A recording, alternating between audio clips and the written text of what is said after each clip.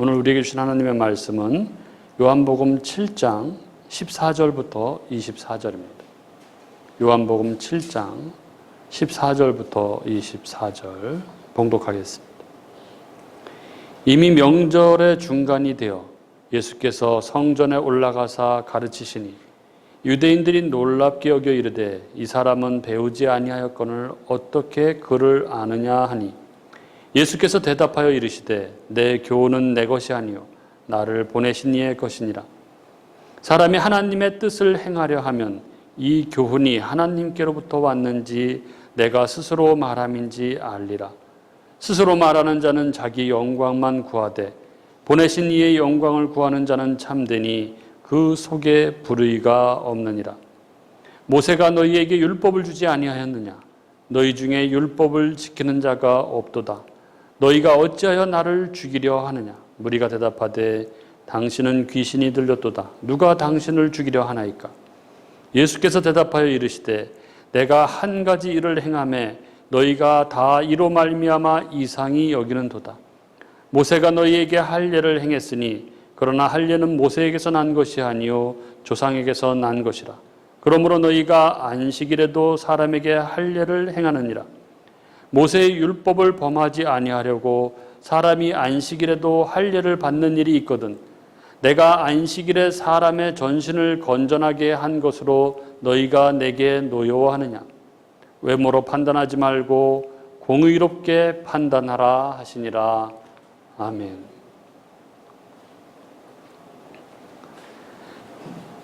어느 음식점 주인이 어느 날 영업을 하려고 문을 열었습니다.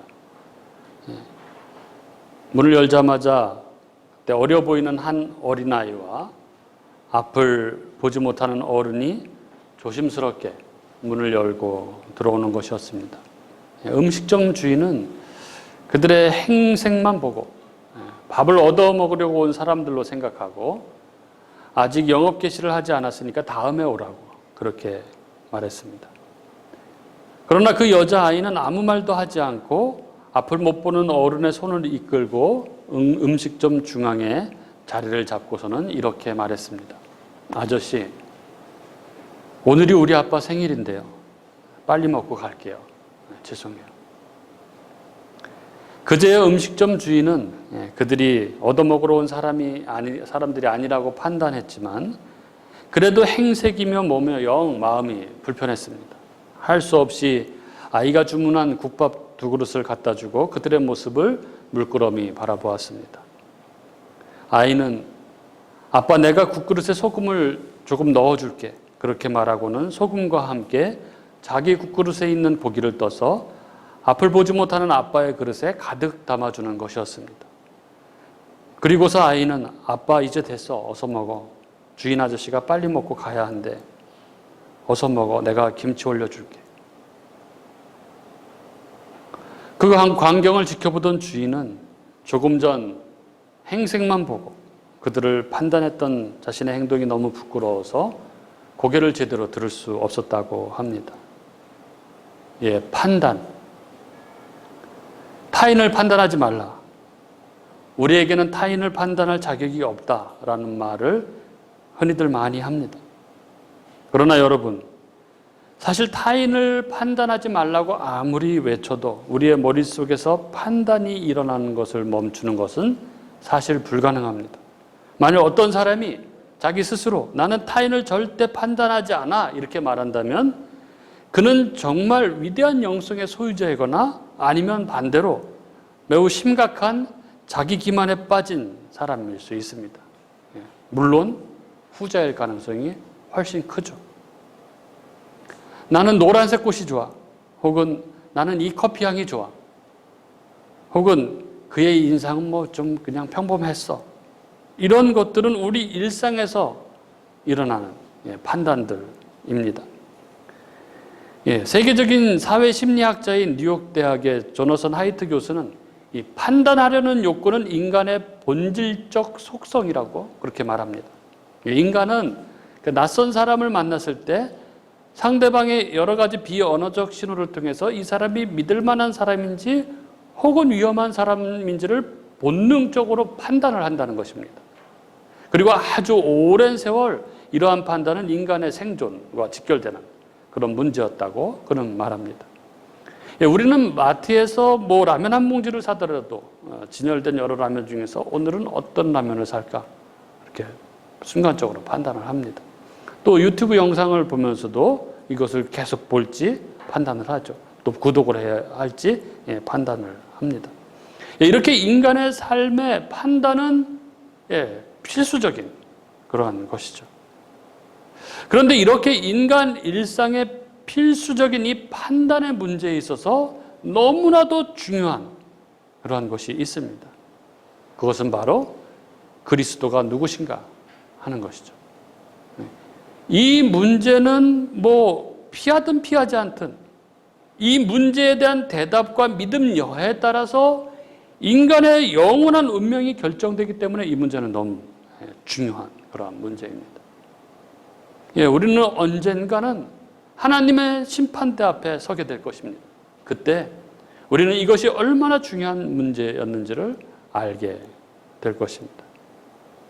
그리고 앞선 설교에서 요한복음 설교에서 누차 말씀드렸듯이 요한복음이 쓰여진 목적도 바로 이 문제에 대한 답을 주기 위해서라고 그렇게 적고 있죠. 요한복음 20장 31절에 이렇게 적고 있습니다. 오직 이것을 기록함은 너희로 예수께서 하나님의 아들 그리스도이심을 믿게 하려 하며 또 너희로 믿고 그 이름을 힘입어 생명을 얻게 하려 함이니라. 이렇게 적고 있습니다. 그래서 요한복음에는 예수님이 누구신가에 대한 수많은 논쟁들이 등장을 하는 것이죠. 1장에서는 세례 요한과 그 제자들에 의해서, 2장에서는 표적을 본 사람들에 의해서, 3장에서는 니고데모, 4장에서는 사마리아 여인과 그 동네 사람들, 그리고 5장에서는 38년 된 이 병자, 6장에서는 오병이어 표적을 경험한 사람들, 그리고 여기 7장에서는 초막절에 예루살렘에 모인 유대인들에 의해서 그분이 누구냐 하는 이 문제를 다루고 있는 것입니다. 그리고 오늘 우리가 나누는 이 본문에도 이 문제가 핵심 주제로 그렇게 등장하고 있는 것이죠. 오늘 본문을 시작하는 14절, 15절은 이렇게 적고 있습니다. 이미 명절의 중간이 되어 예수께서 성전에 올라가사 가르치시니 유대인들이 놀랍게 여겨 이르되 이 사람은 배우지 아니하였거늘 어떻게 그를 아느냐 하니.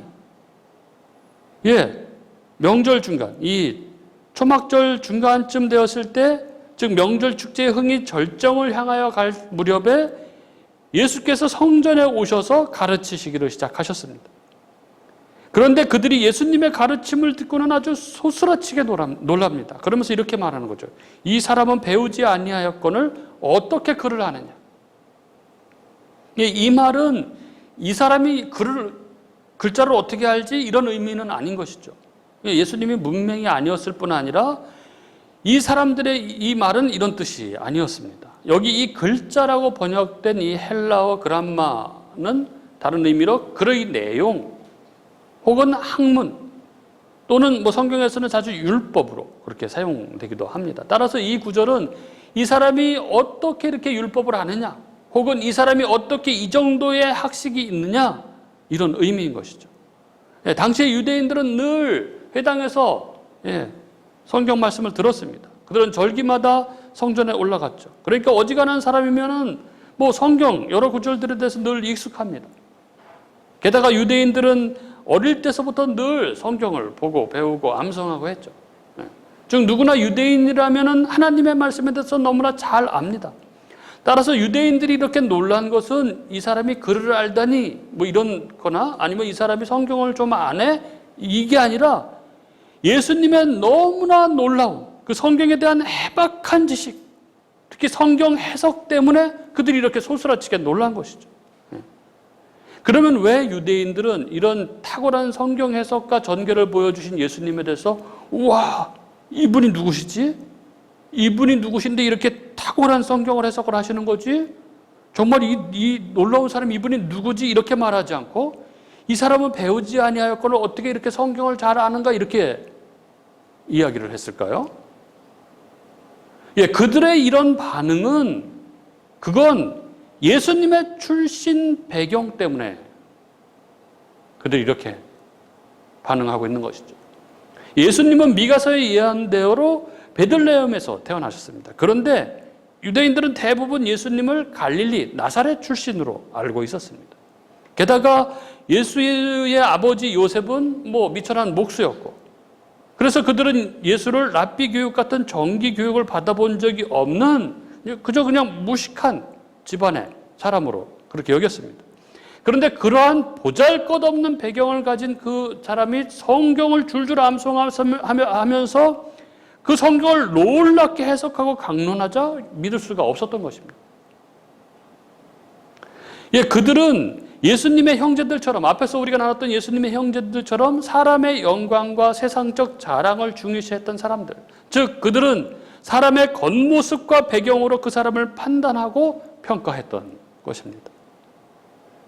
그리고 19절에 예수님께서 너희 중에 율법을 지키는 자가 없도다, 너희가 어찌하여 나를 죽이려 하느냐 이렇게 말씀하시자 20절에 그들은 이 사람이 미쳤네 하면서 예수님을 귀신 들린 자로 그렇게 단정을 해버리고 맙니다. 이것이 하나님의 아들, 우리 예수님에 대한 유대인들의 판단이었습니다. 그리고 이러한 사람들의 판단은 지난 2000여 년 동안 세계의 역사 속에서 계속되어 왔고 오늘날도 마찬가지입니다.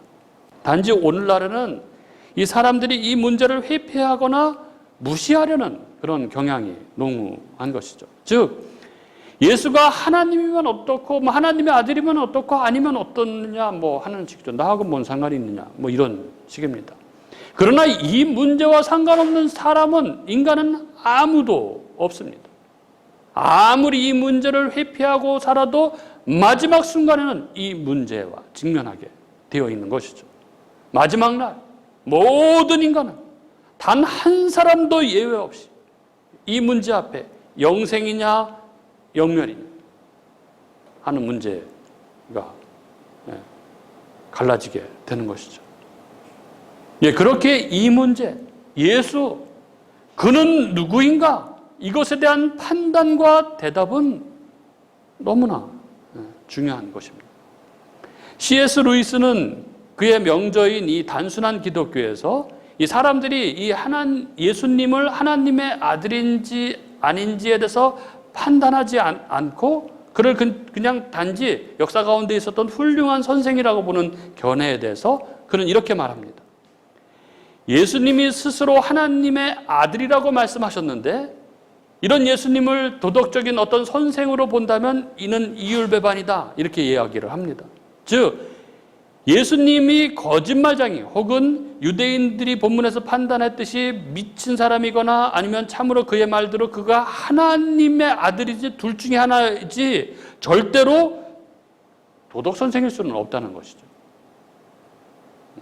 인간은 예수님에 대해서 이 두 가지 중 하나에 대한 대답을 가질 수밖에 없습니다.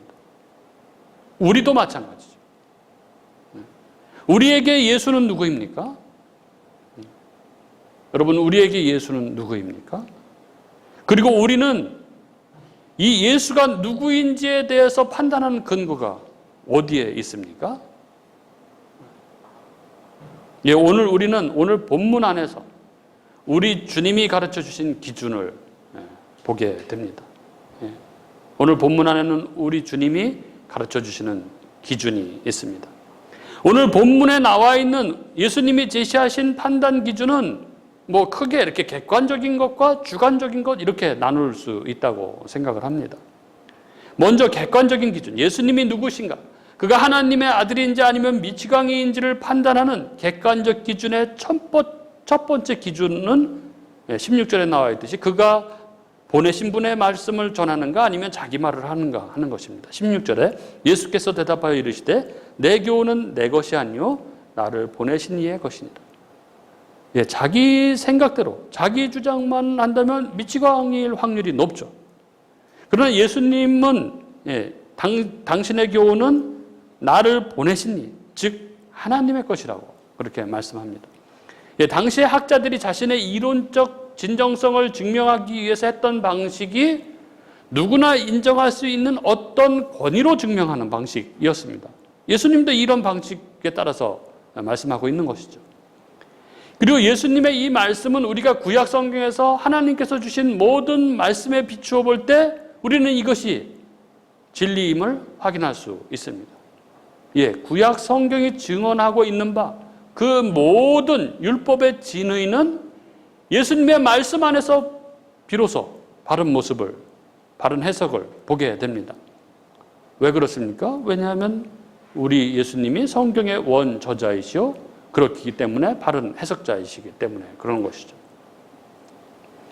그리고 예수님이 누구신가, 그가 하나님의 아들인가 아니면 미치광이인가를 판단하는 객관적인 기준 두 번째는 18절에 나와 있듯이 그가 자기 영광을 구하는가 하나님의 영광을 구하는가 입니다. 이건 정말 만고불변의 구분법이죠. 역사상 숱한 이단의 교수들이 있었는데 이걸 보면 뭐 딱 반가름이 나죠. 스스로 말하는 자는 자기 영광만 구하되 보내신 이의 영광을 구하는 자는 참되니 그 속에 불의가 없느니라. 예수님은 당신 자신이 어떻게 하고 계시는지를 보라고 그렇게 말씀하십니다. 당신 스스로 영광을 받으려고 하시는지 아니면 모든 영광을 철저하게 하나님께 돌리고 있는지를 보라고 말씀하시는 거죠. 자기 영광을 추구한다면 그 속에는 자기 의로 칠해져 있는, 채색되어 있는 불의로 가득할 것입니다. 그러나 우리 주님만큼 철저하게 낮아지고 하나님의 종이 되셔서 하나님께 영광을 돌리는 삶과 죽음을 가지신 분은 없었습니다. 그리고 이것이 우리 예수님이 과연 누구신지를 증거하는 객관적 증거라고 그렇게 말씀하고 계십니다. 그리고 예수님이 하나님의 아들 그리스도이심에 대한 이 주관적 기준이라고 할 수 있는 이 판별 기준도 주님이 제시하셨습니다. 우리 스스로 알게 되는 어떤 기준인 것이죠. 그 첫 번째가 뭐냐 하면은 하나님의 뜻을 행하려고 하는 자는 예수님이 누군지를 안다는 것입니다. 여러분 17절 이렇게 적고 있죠. 사람이 하나님의 뜻을 행하려 하면 이 교훈이 하나님께로부터 왔는지 내가 스스로 말함인지 알리라.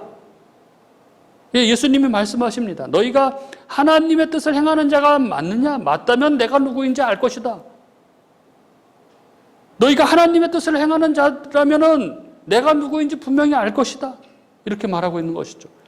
이 말은 뒤집어서 말하면 너희가 내가 나를 하나님의 아들로 인식하지 못한다면 너희는 하나님의 뜻을 행할 생각이 없는 사람들이라는 것을 스스로 말하는 것이다 라고 그렇게 말하는 것과 같은 것이죠. 유대인들을 향한 예수님의 이 말씀은 자신들이 하나님으로부터 율법을 직접 수여받은 민족, 자기들이 하나님의 택하신 백성, 이 선민이라는 자긍심으로 똘똘 뭉쳐 살아왔던 유대인들에게 너무나 도전적이고 도발적인 질문이 아닐 수 없습니다. 이는 마치 목사님에게 목사님 예수님을 믿으세요? 라고 묻는 것과 같은 것입니다. 예수님의 말씀은 하나님의 뜻을 행하려고 하면은 예수님이 누구인지를 안다는 것입니다. 그리고 이 말씀은 오늘 저와 여러분들에게도 동일하게 적용이 됩니다. 사랑하는 우리 교우 여러분, 나는 어떻습니까? 스스로에게 한번 물어보십시오. 하나님의 뜻을 행하려고 하는 사람이라면은 예수님이 누구인지를 알게 된다는 것입니다. 그리고 예수님이 하나님의 아들 그리스도이심에 대한 두 번째 주관적인 판별 기준이 뭐냐면 바로 율법이라는 것입니다. 율법을 바로 아는 사람은 예수님이 누구인지를 안다는 것입니다. 19절에 이렇게 적혀 있죠. 모세가 너희에게 율법을 주지 아니하였느냐? 너희 중에 율법을 지키는 자가 없도다. 너희가 어찌하여 나를 죽이려 하느냐? 이렇게 예수님이 말씀하셨습니다. 이 말씀이 나오자 유대인들은 이 사람이 정말 미쳤네? 누가 당신을 죽이려고 한대? 이렇게 말하죠. 20절에 보면 무리가 대답하되 당신은 귀신이 들렸도다. 누가 당신을 죽이려 하나이까? 이렇게 말하죠. 그러자 그들에게 예수님께서 구체적인 한 사건을 말씀하십니다. 21절에 예수께서 대답하여 이르시되 내가 한 가지 일을 행하매 너희가 다 이로 말미암아 이상히 여기는도다. 바로 5장에서 예수님께서 이 명절에 예루살렘에 오셔서 문제가 되었던 사건, 바로 안식일에 38년 된 병자를 고쳐주신 그 사건을 이야기하는 거죠. 이 사건 이후에 유대인들이 예수님을 죽일 음모를 꾸미게 되었습니다. 안식일을 어겼다는 것이죠. 예수님이 말씀하시는 그 한 가지 일이 바로 이 사건을 이야기하는 것이죠. 그러면서 예수님께서 22절, 23절에 할례 이야기를 하십니다. 22절, 23절에 보면 모세가 너희에게 할례를 행했으니 그러나 할례는 모세에게서 난 것이 아니요 조상들에게서 난 것이라. 그러므로 너희가 안식일에도 사람에게 할례를 행하느니라. 모세의 율법을 범하지 아니하려고 사람이 안식일에도 할례를 받는 일이 있거든 내가 안식일에 사람의 전신을 건전하게 한 것으로 너희가 내게 노여워하느냐. 유대인들의 율법 중에는 두 가지 중요한 규정이 있었습니다. 그것은 안식일 규정과 할례 규정이었습니다. 이 두 개의 규정을 지키려고 하는데 겹칠 때가 있는 것이죠. 즉 이런 것입니다. 모든 유대의 남자아이는 태어난 지 8일 만에 할례를 받아야 합니다. 그런데 할례를 받아야 하는 8째 날이 안식이라고 겹치는 경우가 있는 것이죠. 이럴 경우 어떻게 해야 합니까? 할례를 받자니 안식일에 일을 하면 안 된다는 규정에 걸립니다. 그렇다고 안 받으려고 하니까 8일 만에 할례를 받아야 한다는 이 규정에 걸리는 거죠. 이럴 경우에 유대인들은 어떤 법이 더 높으냐, 중하냐에 따라서 결정을 했습니다. 유대인들은 안식일 규정보다 할례 규정을 더 중요한 것으로 생각을 했습니다. 그래서 안식일에 할례를 받아야 할 경우에는 할례를 우선시해서 안식일에도 할례를 받을 수 있도록 했습니다. 따라서 안식일에 할례를 행하는 것은 안식일을 범하는 것이 아니라 율법을 제대로 지키는 것이죠. 이것이 안식일이라도 할례를 행하는 유대인들의 논리였습니다. 그리고 할례는 회복과 구원을 의미하는 것이었죠.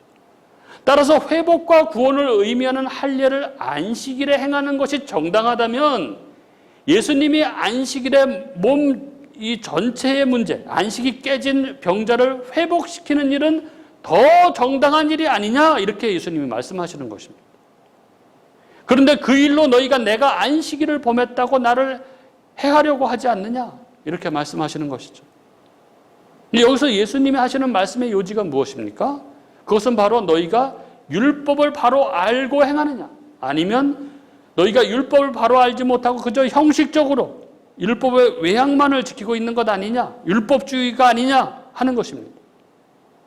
율법을, 하나님의 말씀을 바로 알면 예수가 누구인지를 알 수 있습니다. 율법을 바로 알면 예수를 알게 됩니다. 율법은 하나님의 의의 기준을 보여주는 것이죠. 율법의 핵심은 하나님이 인간에게 요구하시는 의의 수준, 즉 어떤 죄인도 도달할 수 없는, 그래서 예수 그리스도의 의를 절대적으로 필요하게끔 하는 게 바로 율법입니다. 그래서 율법은 우리를 반드시 그리스도께로 인도합니다. 그런데 율법이 우리를 그리스도께로 인도하지 못하고 나의 의를 드러내는 수단이 되어버린다면 그것은 율법이 아니라 율법주의인 것이죠. 율법을 제대로 알지 못하고 율법을 행하고 있는 것입니다. 그리고 그렇게 율법주의에 빠지게 될 때 나타나는 특징은 자기를 지적하는 그 어떤 것도 인정하지 못하고 미워하게 되고 그 지적하는 사람에게 분노와 증오를 터뜨리게 된다는 것입니다. 지금 유대인들의 반응이 바로 그 대표적인 예인 것이죠. 그래서 그런 그들을 향해서 예수님께서 24절에 이렇게 말씀하고 있는 것이죠. 외모로 판단하지 말고 공의롭게 판단하라. 외모는 얼굴 모양이나 출신 배경, 학력, 사회적인 연줄, 지위, 이런 그런 그 사람의 겉 모양을 의미합니다. 즉 껍데기만 보고 판단하지 말라 하는 것입니다. 율법주의로 판단하지 말라 하는 것입니다. 그럼 어떻게 판단하라고 말씀하십니까? 공의롭게 판단하라. 공의는 하나님의 의죠. 하나님의 뜻을 의미하는 것이죠. 율법의 본 뜻입니다. 즉 나타나 보이는 것으로만 섣불리 경솔하게 판단하지 말고 그 본래의 뜻, 하나님의 뜻에 맞게 판단하라 하는 것입니다. 유대인들은 예수님에 대해서 공의로운 판단보다는 외모에 치우친 어리석은 판단을 내리고 말았던 것입니다. 그리고 그 판단으로 그들은 이 영생의 길, 생명의 길로 들어올 길을 내팽개 쳐버리고 마는 것이죠.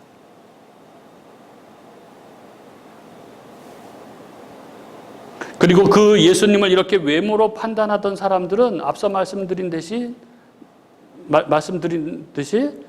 예수님 당시에만 있었던 것이 아닙니다. 지난 2000년 동안, 그리고 오늘날도 여전히 그런 사람들이 있는 것입니다. 사랑하는 교우 여러분, 우리에게 예수님은 누구십니까? 여러분에게 예수님은 바로 하나님의 아들 그리스도이심이 분명하십니까?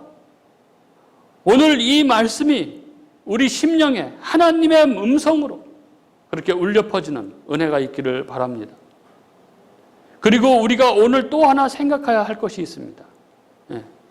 그것은 오늘 우리 주님께서 말씀하신 이 예수님에 대한 판단에 대한 객관적인 기준은 연장해서 생각해 보면 또한 모든 주님의 자녀들에 대한 판단 기준, 그가 진짜인지 아닌지를 판단하는 기준이기도 하다는 사실을 우리는 기억해야 합니다.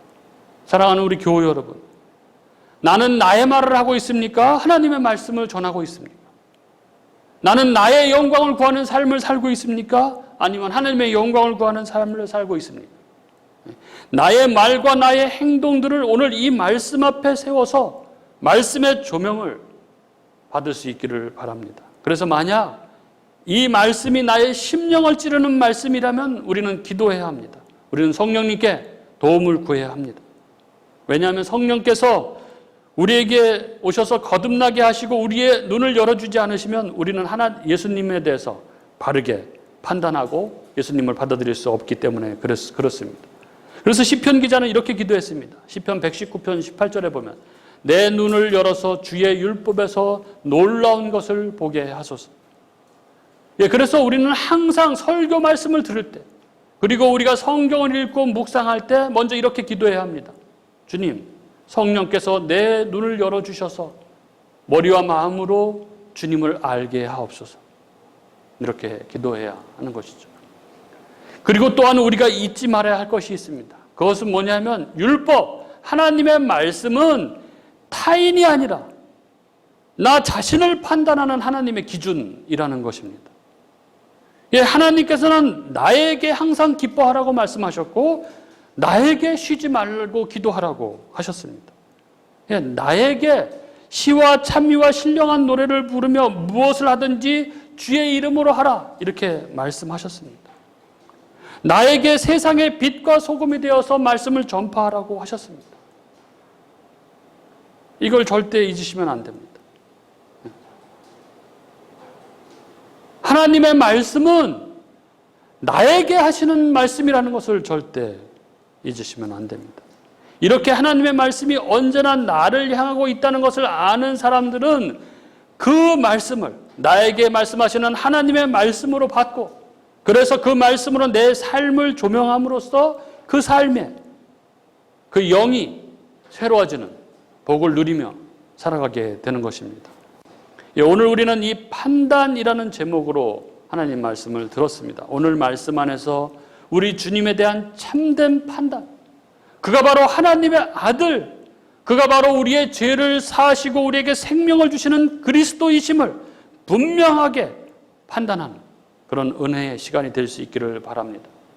그리하여 그 은혜로 믿음으로 새 생명을 얻은 자로서 그 주님의 기준으로 나의 말과 행동을 판단해서 하나님의 율법을 타인이 아닌 나 자신에게 적용함으로써 우리가 날로 우리의 영이 새로워지는 그런 복된 삶을 살아가는 저와 여러분이 될 수 있기를 주님의 이름으로 축복합니다.